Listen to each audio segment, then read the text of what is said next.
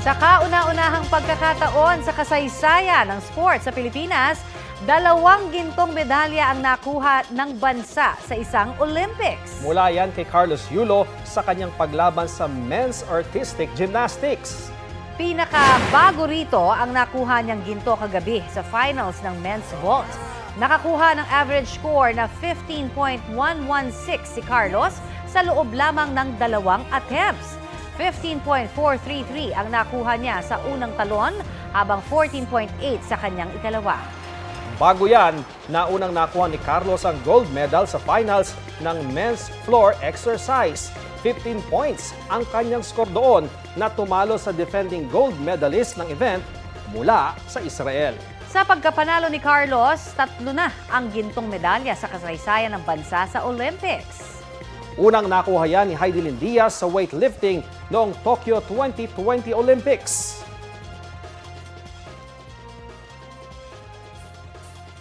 Samantala, Pinoy man o hindi, inabangan at sinalubong ng fans si Carlos Yulo matapos niyang manalo ng 2 gold medal sa Paris Olympics.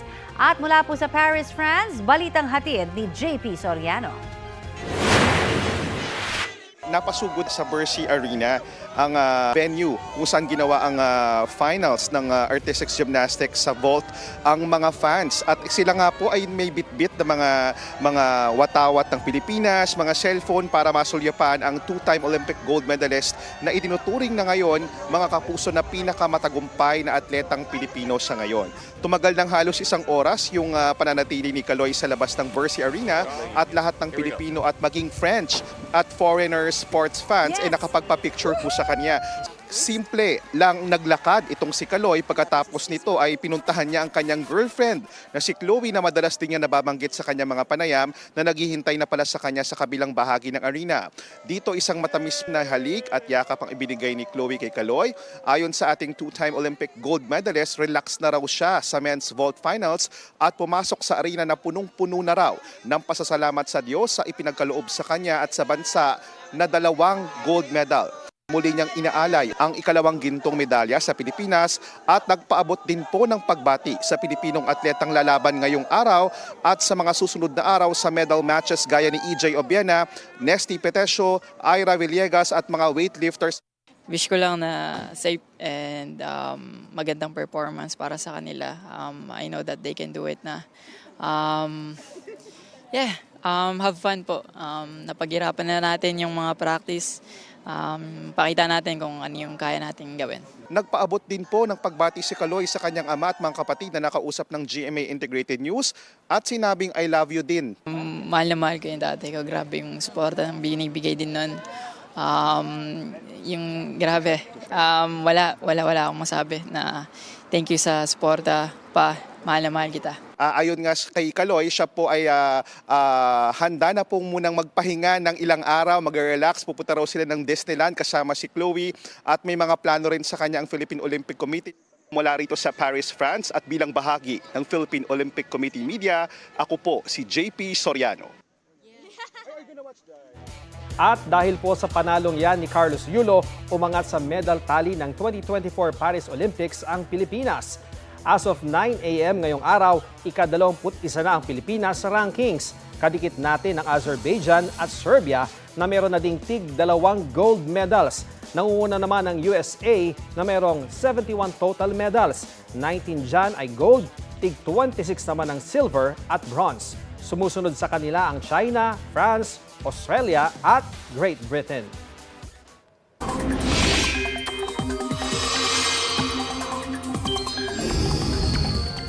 Sa ibang balita, maagang binaha ang ilang lugar sa Quezon City dahil po sa pag-uulan kaninang madaling araw. Balitang hatid ni James Agustin. Mag-alas 2 na madaling araw nang bumuo sa malakas na ulan sa Quezon City. Sa EDSA, nagminor ang mga sasakyan. Nag-zero visibility naman sa Quezon Avenue. Tumagal din ang pag-ulan na mahigit 30 minuto.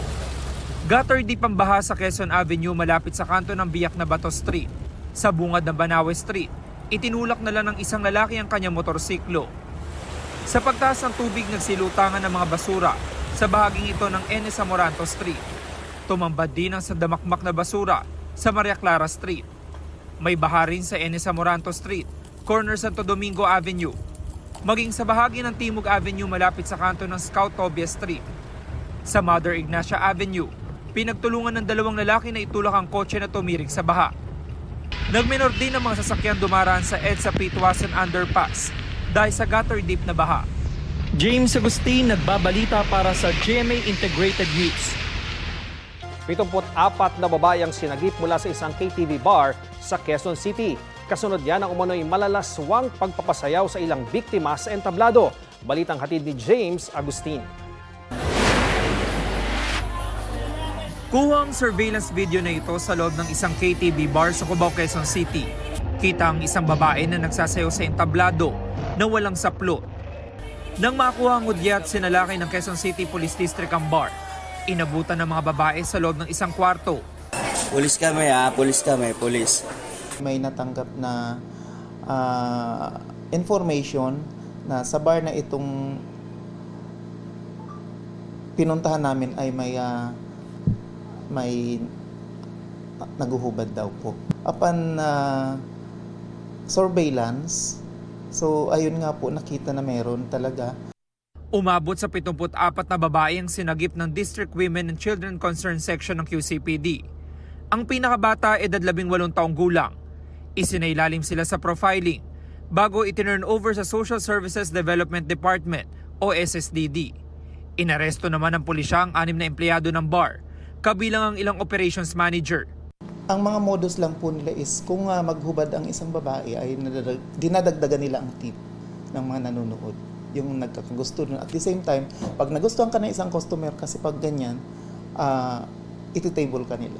Pag may customer na gusto maghubad ang mga dancers, ang mga managers ang nagsasabi doon sa dancers. Nasampahan na ang mga inaresto na reklamong paglabag sa Anti-Trafficking in Persons Act of 2003. Nakakulong sila ngayon sa Camp Karingal. Sinubukan namin kunin ang kanilang panig pero tumanggi sila magbigay ng pahayag. James Agustin nagbabalita para sa GMA Integrated News. Patay ang isang lalaki matapos barilin sa Calamba, Laguna. 4 naman ang sugatan sa karambola ng truck at 2 kotse sa Santa Barbara, Pangasinan. Ang mainit na balita hatid ni CJ Turida ng GMA Regional TV. Sa kuha ng dashcam, makikita ang isang kotse na umagaw ng linya sa kalsada sa Santa Barbara, Pangasinan. Sumalpok ito sa kasalubong na truck. Halos umikot ang kotse. Nawala naman ang kontrol ang truck driver at bumangga sa isa pang kotse. Sa isa pang cellphone video, makikita ang truck na nahulog sa palayan. Wasak ang kotseng bumangga sa truck. Base doon sa investigation, yung driver na kotse nakainom. So, yun ang nakita doon sa investigation. 4 ang sugatan sa aksidente. Wala pang pahayag ang mga sangkot sa disgrasya. Dead on the spot ang isang rider matapos sumalpok sa isang bus sa Milaor, Camarines Sur. Nakaladkad pa ng bus ang motorsiklo. Kwento ng kasama ng driver ng bus. Medyo nagigiwang-giwang siya. Tapos yaon siya sa tao kang sa may linyam eh. Sa investigasyon naman ng pulisya, ang bus umano ang sumakop sa linya ng kasalubong na motorsiklo. Bali po ang bus, nag-overtake po siya, may pig-overtaken po siyang sarong motor. Unfortunately po, dahil niya po nailing si pag laog niya po igdi na may saro pa pong motor. So ito po ang nabangga niya.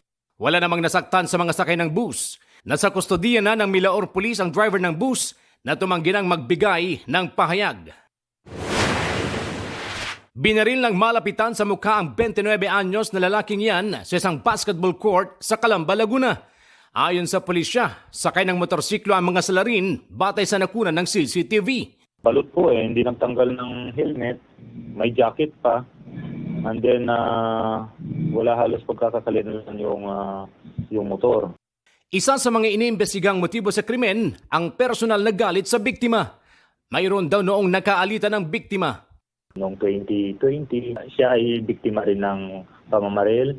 Noong the other day, meron siyang nakaaway, pero nagkaayos naman na sa barangay. Sinisikap na kuhanan ng panig ng GMA Regional TV ang pamilya ng biktima.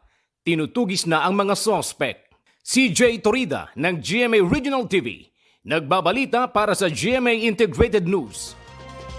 Nangangamba ang daang-daang tricycle driver sa Malasiki, Pangasinan matapos umunong magamit sa scam ang kanilang mga pangalan. Ayon sa mga tricycle driver na gamit ang kanilang mga personal na impormasyon para makapagbukas ng bank account at mang-scam sa ibang biktima. Hinala nila nakuha ang kanilang pangalan, pirma, litrato at kopya ng valid ID nang maimbitahan sila sa isang pribadong compound noong 2021 at 2022 para sa ayuda raw na 150 pesos. Ayon sa Malasiki Police, lumapit na sa kanila ang mga tricycle driver matapos may matanggap na sabina mula sa Cordillera at Mindanao ang 4 sa kanila. Tinulungan din daw nilang ipasara ang account ng ilang biktima sa isang bangko dito sa Dagupan City. Patuloy naman ang investigasyon sa insidente. Mahigit 6 na rang eskwelahan sa bansa ngayong araw pa lang nagbukas ng klase para sa school year 2024-2025. Isa na riyan ang Nangka Elementary School sa Marikina na napinsala sa hugupit ng bagyong Karina at habagat. Nasa 3,700 na estudyante mula kinder hanggang grade 6 ang papasok dyan ngayong araw. Nilinis at maayos na ang mga silid-aralan. Sa Malabon naman, maagang pumasok ang ilang estudyante sa Malabon National High School pero naudlot yan dahil sa malakas na pag-uulan. Binha kasi ang paligid ng paaralan. Nag-anunsyo na ng suspensyon ng klase ang Malabon at Navotas sa lahat ng antas sa pampubliko at pribadong paaralan ngayong araw dahil sa inaasahang pag-ulan na sasabayan pa ng mataas na high tide mamaya. Ngayon po nagsimula ang klase ng mahigit 50 paaralan sa Region 1 na naapektuhan ng masamang panahon kamakailan. At may ulat on the spot si Russell Simorio ng GMA Regional TV. Russell? Connie, 56 na paaralan sa Rehiyon 1 kabilang ang mga Tarim National High School sa mga formal na ring nagbukas ng klase para sa school year 2024-2025.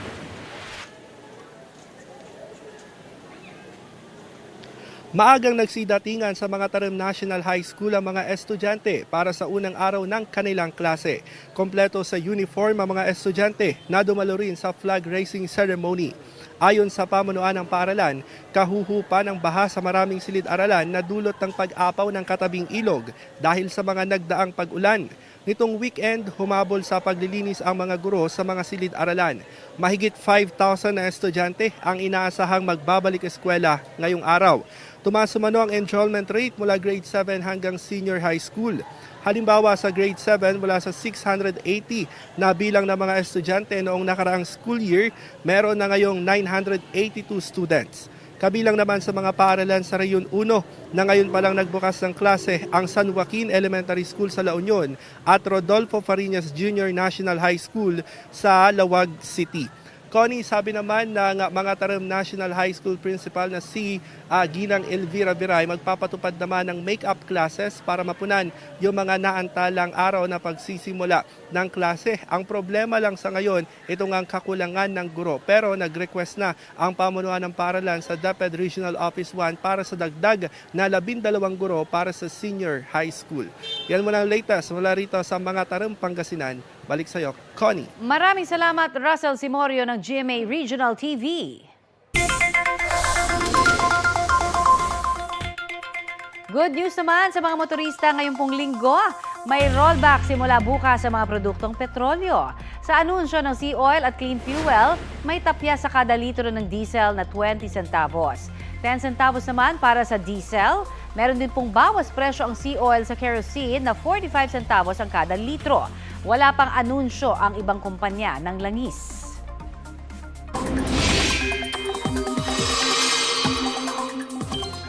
Bunsod ng thunderstorms, binaha ang ilang bahagi ng Nueva Ecija. Sa ilang barangay sa Cabanatuan City, naging lagpas tao ang tubig.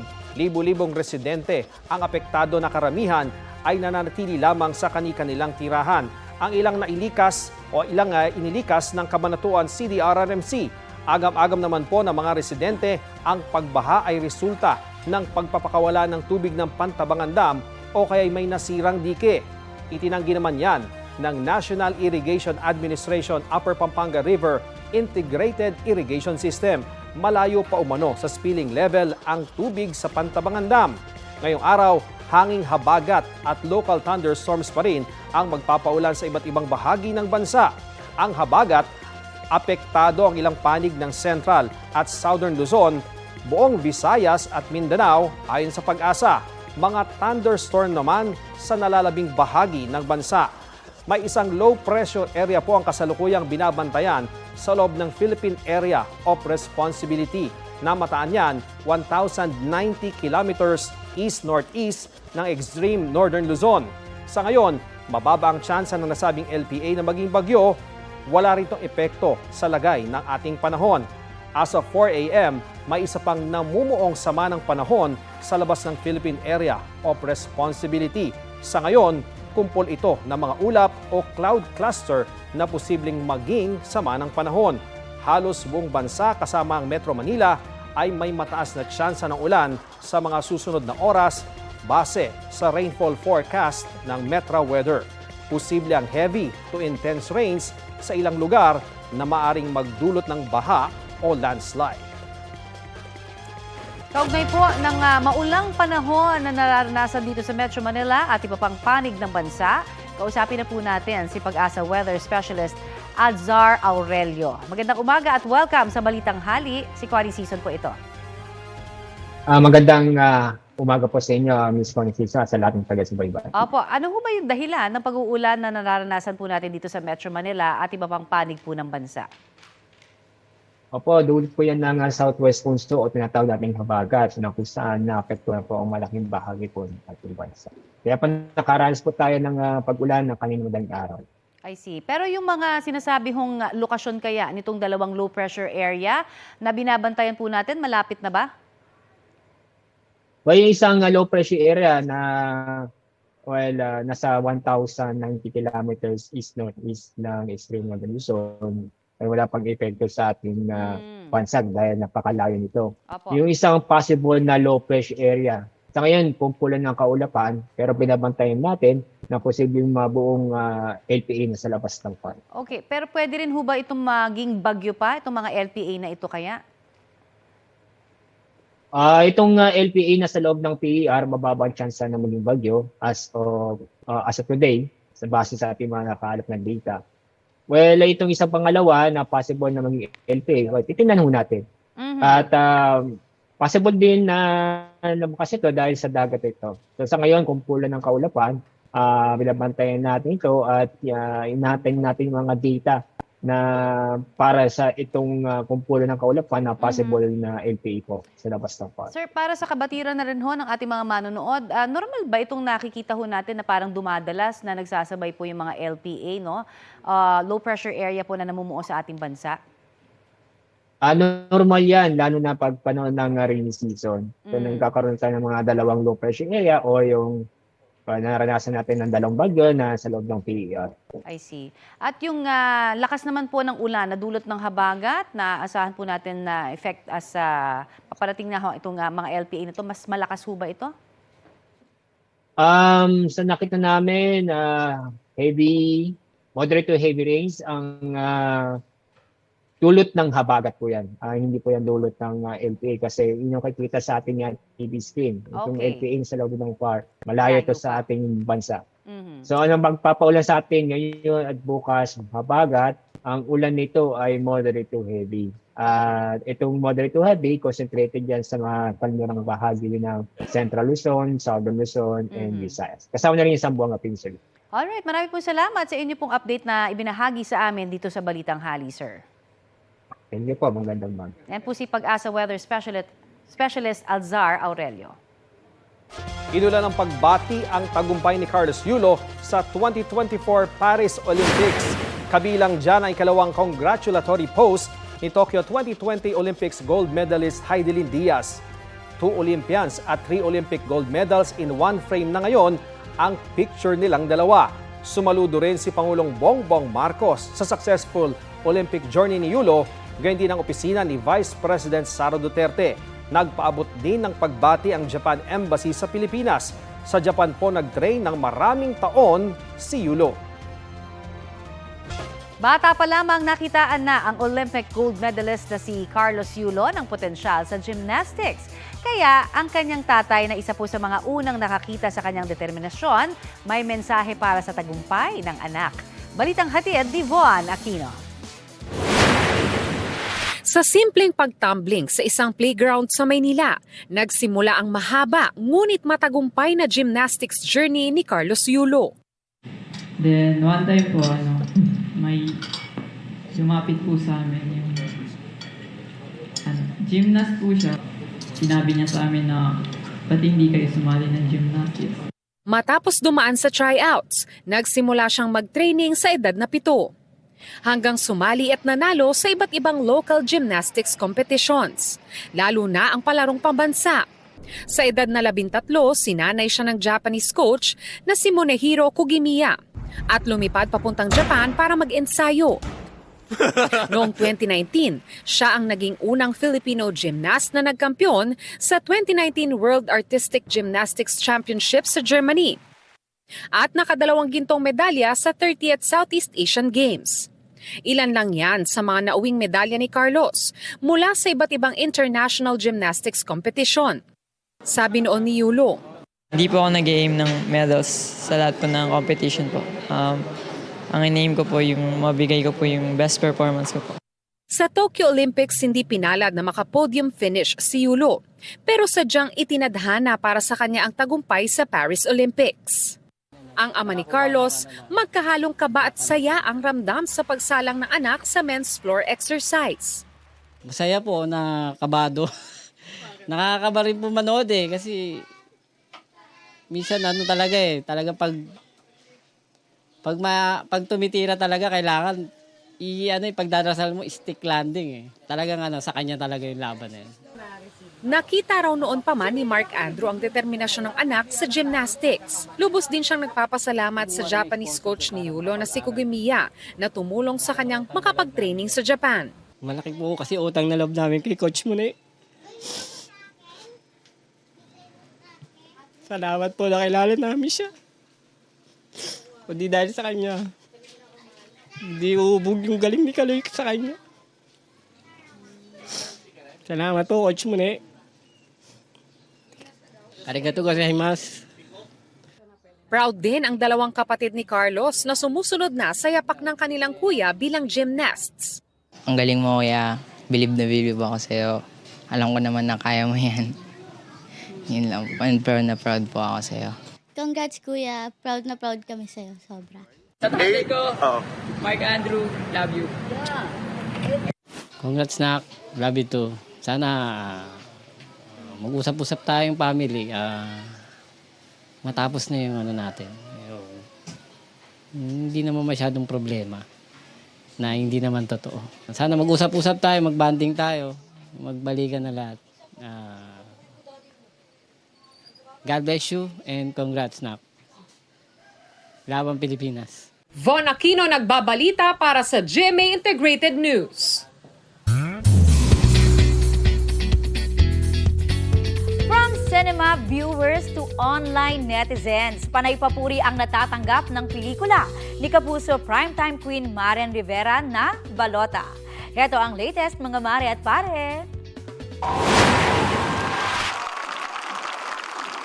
Pinalakpakan ng moviegoers ang 2024 Cinemalaya Independent Film Festival movie na Balota sa kanilang gala night. Dinaluhan ito ng bida ng pelikula na si Kapuso primetime queen Marian Rivera kasama ang buong cast at direktor na si Kip Oebanda. Bukod sa magandang mensahe ng pelikula tungkol sa pagpapahalaga ng bawat boto at pagpili ng leader, hinangaan din ang matapang at no filter na pagganap ni Marian bilang si Teacher Emmy sa kanyang first Cinemalaya film. Sabi ko nga, yung experience ko dito sa Balota sobrang priceless. Kaya sabi ko, naku, nagpapasalamat talaga ako na nagawa ko talaga ito. Napansin ko sa social media, overwhelming yung pagmamahal kay Marian sa role na to. We knew naman that when we were shooting it that she gave it her all.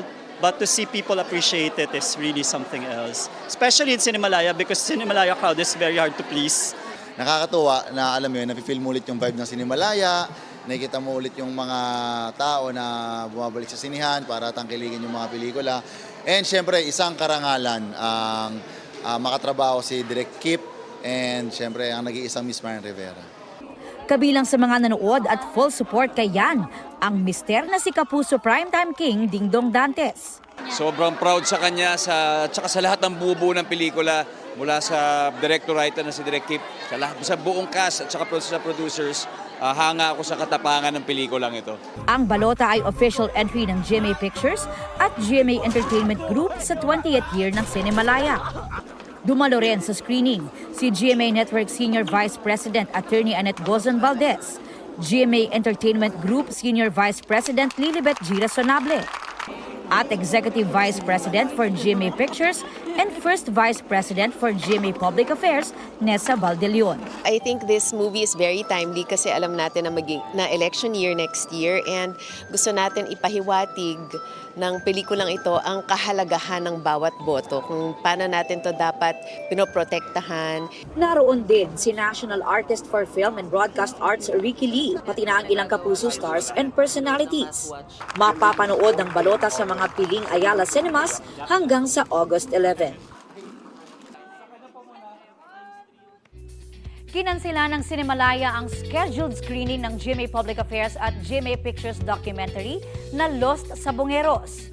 Ayon sa Film Festival, dahil yan sa security concerns. Sa halip, ang entry na balota starring Kapuso Primetime Queen Marian Rivera ang papalit sa August 8 screening ng investigative documentary. Tumatalakay ang Lost sa Bungeros sa pagkawala ng mahigit 30 sabongero sa bansa mula noong 2021. Heto na po ang mabibilis na balita.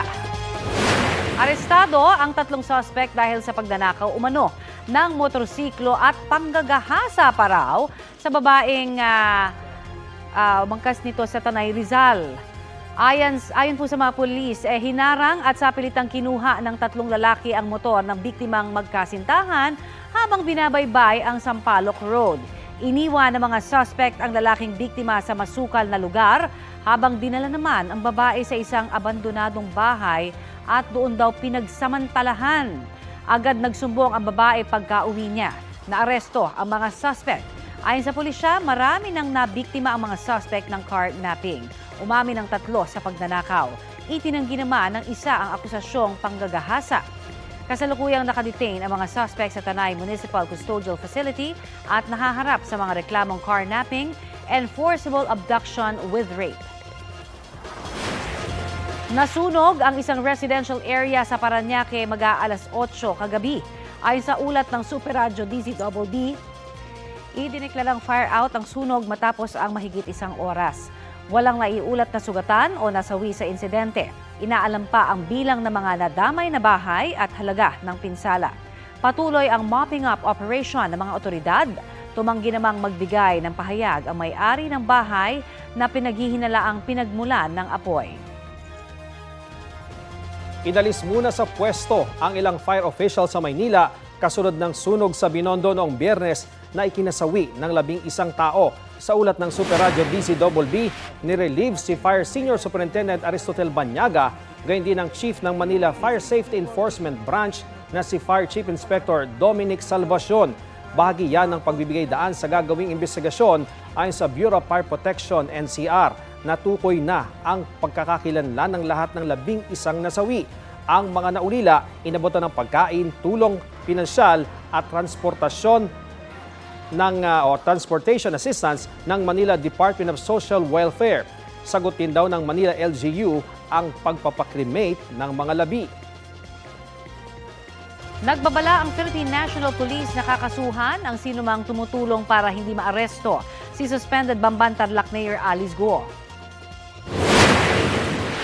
Kung mayroon pong sapat na ebidensya at mapapatunayan po talaga na may nagkanglong po kay Mayor Alice Guo at pong ating hinahanap ay pwede po tayo magsampa ng kaukulang kaso. Ilang beses na hindi dumalo ang alkalde sa pagdinig ng Senado ukol sa sinalakay na pogo sa Bamban.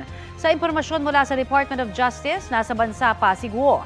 Wala ring indikasyon na nakalabas ng bansa si Guo ayon kay PNP spokesperson Jean Fajardo. Nakikipag-ugnayan na rin daw sila sa Office of the Sergeant at Arms ng Senado para sa pagpapatupad ng Senate Arrest Order para kina Guo. Hulikam ang pagpasok ng batang yan sa isang bahay sa Kalibo, Aklan. Kitang may hinahanap siya. Ayon sa may-ari ng bahay na tumangging humarap sa kamera, nakapasok ang bata habang abala sila sa garage sale. Hindi kinuha ng bata ang mga naiwan nilang gadget sa bahay, pero kinuha niya ang mga baryang nasa bahay. Patuloy ang investigasyon sa insidente. Patay ang isang motocross rider matapos tamaan ng motorbike habang nag-eensayo sa isang racetrack sa Davao de Oro. Sa Bolhoon, Cebu naman, usap-usapan online ang paghawak ng mga bata sa isang nakalalasong pugita. Ang may init na balita hatid ni Femery Dumabok ng GMA Regional TV. Umani ng samot-saring reaksyon mula sa netizens ang paghawak ng mga bata sa isang venomous octopus sa Bolhoon, Cebu. Kwento ng ina na si Christine na masyal sila noon sa baybayin sa Barangay El Pardo at dito nakuhanan nilang mag-iina ang ilang sea creatures. Isa sa mga naipost nila sa social media ang paghawak ng mga anak sa octopus na kung tawagin ay blue-ringed. Nabahala raw si Christine nang malamang may laso ng species ng octopus. Before ko nakita yung octopus is napaglaruan na pala nila yung octopus na yon. May mga comments doon na hindi maganda na buti nga nabuhay pa kayo. Buti nga lakas pa ng guardian angel mo. Napag-alaman niya na nakakamatay ang kagat ng blue-ringed octopus dahil sa taglay nitong tetrodotoxin. Makagat ka, hindi yun naabot ng ilang minuto pa. Oo, magre-react na yung katawan mo. Pagka-check na, wala naman kaming nararamdaman kahit ano. I am so blessed, super blessed talaga. Wala pang pag-aaral ang Bureau of Fisheries and Aquatic Resources o ang BFAR-7 sa venomous na blue-ringed octopus. Pero paalala ng ahensya na kadalasan sa colorful na mga sea creature ay poisonous. You can only watch but do not touch. Agad na isinakay sa stretcher para dalhin sa ospital ang isang rider na nag-ensayo sa isang racetrack sa Compostela, Davao de Oro. Ayon sa ama ng biktima, biglang lumanding sa bandang balikat ng anak niya ang isang motorbike na gamit ng isa pang rider. Targa siya. Na-disgrasya dito, layo ra. Nabuhian niyang motor ba? Ang motor ni tabok sa pikas lane. Timing jud kayo nga seconds lang yun ba nga kuan. Dito ginitog pa siya ang motor. Pumanaw ang rider na si Roel RJ Gonzaga Jr., 13 anyos o mas kilala sa motocross community na si AJ 30 King Cobra. Sa loob lang ng isang taon, nagkampiyon na siya sa maraming pagkakataon. Nagdadalamhati ang motocross rider sa pagpanaw ni RJ.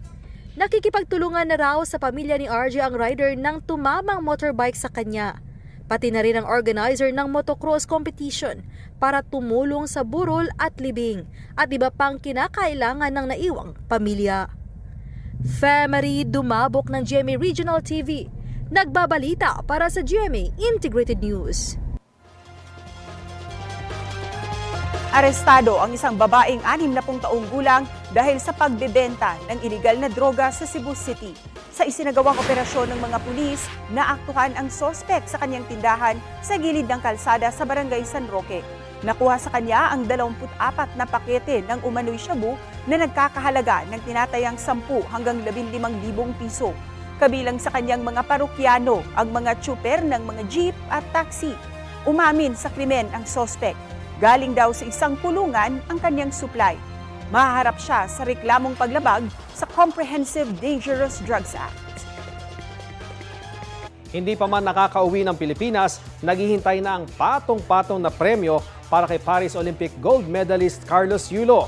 Sa ilalim ng batas, bibigyan si Carlos ng 10 million pesos bilang cash incentive dahil sa kanyang gold medal sa Olympics. Bukod dyan, meron pa siyang 3 million pesos mula sa House of Representatives.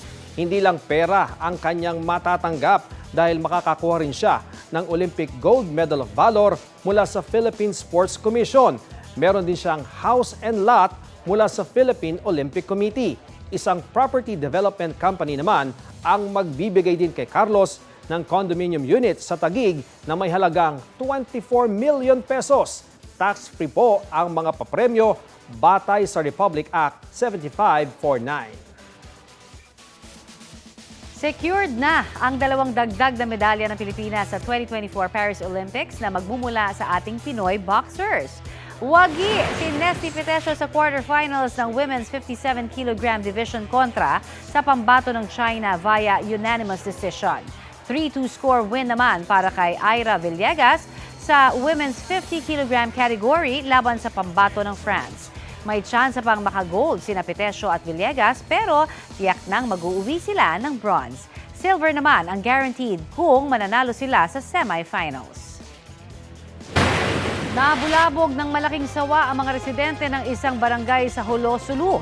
Nagtulong-tulong ang mga taga-Bureau of Fire Protection at Department of Environment and Natural Resources na sagipin ang reticulated phyton na may habang 13 talampakan at may bigat na 9 kilo. Ligtas namang nakuha ang sawa kahit lumalaban ito sa ginawang pag-rescue. Patuloy na namomonitor sa loob ng West Philippine Sea ang isang research vessel ng China. Ayon sa Philippine Coast Guard, nakita nilang dumaan sa hilagang bahagi ng Sabina Shoal ang nasabing bangka na may irregular automatic identification system transmissions. Mula Abril nang simulan itong i-monitor ng PCG. Lumapit pa raw ng 11 nautical miles mula sa Mapanas, Northern Samar. Nakita itong umalis sa Panganiban Reef noong July 26 at dumaan sa iba't ibang bahagi ng West Philippine Sea. Samantala, naglagay ng rigid hull inflatable boats o RIB ang PCG sa Sabina Shoal bilang dagdag seguridad habang nagsasagawa ng fuel assistance ang Bureau of Fisheries and Aquatic Resources para sa mga mangingisda roon. Ilang barko na raw ng China Coast Guard ang humarang sa mga RIB. Wala pang pahayag ang Chinese Embassy kaugnay nito. Pumanaw sa edad na 84 ang Regal Entertainment matriarch na si Mother Lily Monteverde. Kinumpirma yan ng kanyang pamilya sa isang pahayag. Sabi ng Regal Entertainment kasama ni Mother Lily sa kanyang mga huling sandali ang mga mahal niya sa buhay. Si Monteverde ang nagtatag ng Regal Films na ngayon Regal Entertainment. Yan ang production company sa likod ng mga movie franchise na Shake, Rattle and Roll at Mano Po. Ipinalabas din sa GMA Network ang Mano Po Legacy at napapanood hanggang ngayon ang Regal Studio Presents. Bukod sa kanyang pamilya, itinuturing din na ina si Mother Lily ng maraming artista, kabilang ang ilang kapuso stars. Ngayong araw sisimulan ang memorial service ni Mother Lily sa Quezon City at sa August 10 ang libing sa Taguig. Noong Sabado naman inilibing ang asawa ni Mother Lily na si Leonardo Remy Monteverde na pumanaw noong July 29 sa edad na 86. Sa iba pang balita, para po sa mga government employees ang pinirmahang utos ni Pangulong Bongbong Marcos para sa dagdag sweldo. Balitang hatid ni Von Aquino. Nilagdaan ni Pangulong Bongbong Marcos ang Executive Order No. 64 na magtataas sa sahod ng government employees. Sakop ng updated salary schedule ang lahat ng civilian government personnel sa executive, legislative, judicial branches, constitutional commissions at constitutional offices. Kasama rin ang government-owned or controlled corporations na hindi sakop ng GOCC Governance Act of 2011 at Executive Order No. 150 Series of 2021. Pasok din ang mga nasa local government unit. Pero ang pagpapatupad nito depende sa kita at kakayahan ng mga lokal na pamahalaan. Magandang balita ito para sa mga government employee na sina Jane Manimbo at Rochelle Dichoso. May mga pinag-aaral kaming mga anak, tapos yung ano-ano na expenses namin. Masarap pakinggan, lalo na sa amin yung nasa mga mabababang posisyon ng trabaho. Ultimo maliit na halaga, malaking tulong para sa amin yan. Sabi ng Pangulo, dahil sa pagbaba ng purchasing power o kakayahang bumili o gumastos ng mga Pilipino dulot ng inflation o bilis ng pagmahal ng mga bilihin at serbisyo, kailangan nang i-update ang sahod at mga benepisyo ng mga government personnel para mapanatiling competent, committed at masigla ang workforce. Naniniwala ang Pangulo na magre-resulta ito sa pagtaas ng productivity at mataas na kalidad ng public service. Ipatutupad ang updated salary schedule sa 4 na tranche mula ngayong taon hanggang sa 2027. Ang unang tranche dapat ay nitong Enero, pero gagawin itong retroactive o isasabay sa ikalawang tranche na epektibo sa susunod na taon. Ang taas sweldo para sa presidente, vice-presidente at mga mambabatas magiging epektibo lang sa mga bagong uupo sa mga naturang posisyon. Makatatanggap din ang qualified government employees ng 7,000 pesos per annum na medical allowance. Inatasan ng Department of Budget and Management na maglabas ng guidelines para sa implementasyon ng EO64. Napondohan na raw ito sa 2024 budget at kasama na rin sa 2025 proposed national budget. Von Aquino nagbabalita para sa GMA Integrated News. Hindi pa rin natutuldukan ang issue sa PUV Modernization Program. Mga pabor naman sa programa ang may aktibidad ngayon. Detalye po tayo niyan sa ulat on the spot ni Joseph Morong. Joseph? Yes, Connie, yun naman mga pabor sa PUV Modernization Program ang nagkilos protesta dito sa Maynila. Yan ay para tutulan yung inilabas na resolusyon ng Senado na nananawagan para suspindihin ang programa. Isang unity walk ang ginawa ng mga grupong nag-modernize ng kanilang mga jeepney. Lumabas sila sa kalsada para ipakita yung kanilang disgusto sa inilabas na resolusyon ng Senado na pirmado ng 22 senador para suspindihin ang programa. Nagsimula kanina sila sa Welcome Rotonda sa Quezon City. Pansamantala silang pinigilan ng mga otoridad pero kalaunan ay pinayagan na rin na makadiretso dito sa Menjola sa Maynila. So sinuong nila ang ilang bahagi ng Espanya Boulevard sa Maynila na baha dahil sa ulan kaninang umaga.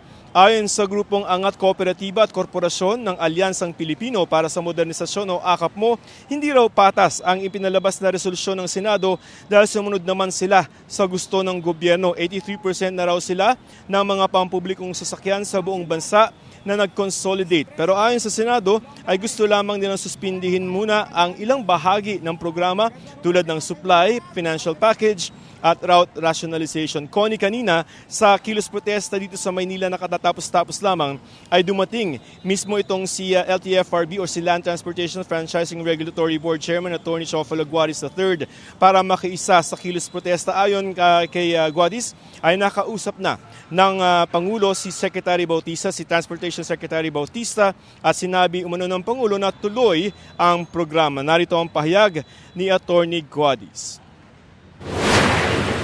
Ang sabi po ng ating mahal na kalihim, tuloy-tuloy ang modernisasyon, tuloy-tuloy po ang ating biyahe papunta po sa modernisasyon. Walang resolusyon ang makakapigil sa atin.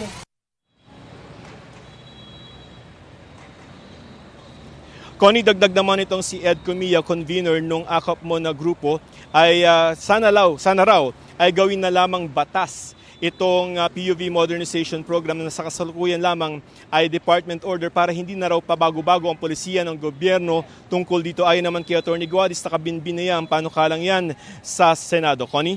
Maraming salamat, Joseph Morong.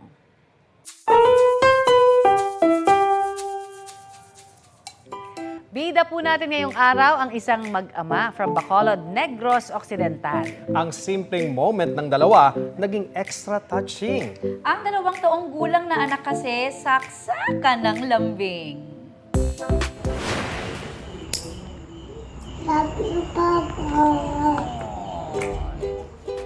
Ginugupitan ng kuko ni Mark Rodriguez ang anak nang gulatin siya ng anak na si Kali ng mga salitang, "I love you." Ginaid pa ang ulo ng papa niya para bigyan siya ng kiss. Walang iwanan dahil appreciated din si Mommy with I love you. Noon pa man, expressive na raw talaga si Callie sa kanyang emotions. Ang video, more than 350,000 na ang views. Talaga namang trending! Sarap namang marinig niyan, di ba? At ito po ang Balitang Hali. Bahagi kami ng mas malaking misyon. Ako po si Connie Season. Sa ngalan ni Rafi Tima, ako po si Ian Cruz. Kasama niyo rin po ako, Aubrey Carampel. Para sa mas malawak na paglilingkod sa bayan. Mula sa GMA Integrated News, ang News Authority ng Filipino.